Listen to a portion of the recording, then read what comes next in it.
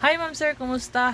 Ako pa rin si Sipandilan. For this video mga ma'am sirs, magkakabit lang tayo ng top box sa ating motorcycle. Ayan, so yung top box na nabili natin is halagang 2,095. Plastic lang siya mga ma'am sir.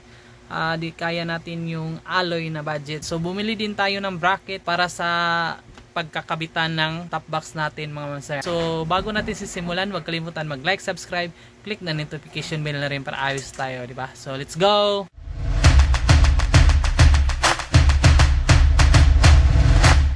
Hi ma'am sir, welcome back sa akong channel. So ang una din natong gibuhat ani is tangtang nato tong bracket sa tong motor. Dayon ako ning gipuli ang bracket para sa top box nga napalit nato sa Shopee sa presyo nga 500 pesos only. So mao pa din ang top box nga akong napalit sa Shopee gyapon no. So sa presyo nga 2,000 pesos. Dili siya alloy, plastic lang pero high quality daw ni siya nga plastic. Pindot pud siya og lock, then kompleto pud siya og accessories. So bracket niya, tapos mga screws. So ato sa ni siyang itaod.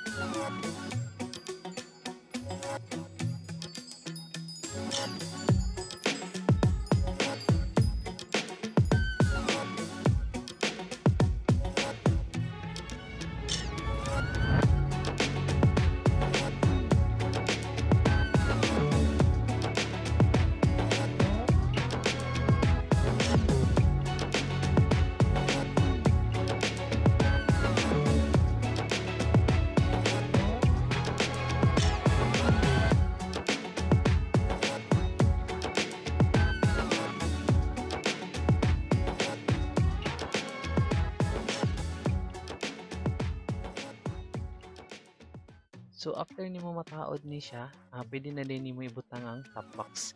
So dali na din kay siya kay ang top box nato is may ibot ra man ni siya. Isuksok ra ni siya tapos naa siya duha ka screws sa ilalom. So ang screws diyan ni mga master is muluak ni siya dugayan. Before ka mo biyahe dapat i-check nimo siya ay basin yang makasalata no, matangtang din makascratch siya tag tayong tao. Then mod pud ni siya ang katong hanig niya. So giapilan pa ako siya hanig no. Apil ni siya sa bayad ning hanig. Yang accessories niya. Ang kapait ang aning hanig guys, ang double sided is dili kay mo pikit. Matangtang siya. Samot na ning part sa mabaw. Kung butangan nimo siya og mga bugat is mahulog siya. Kay dili kay siya kapit.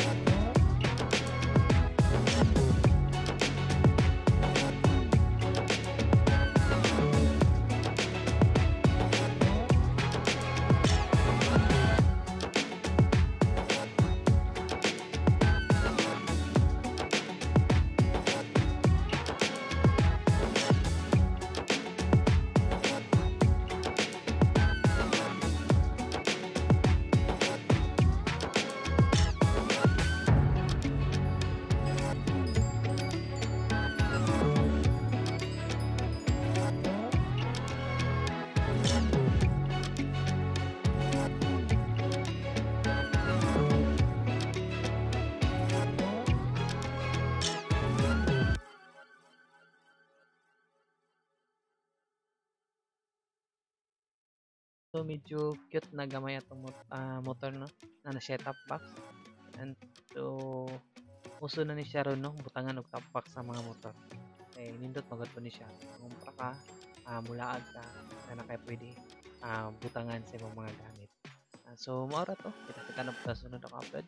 Bye bye.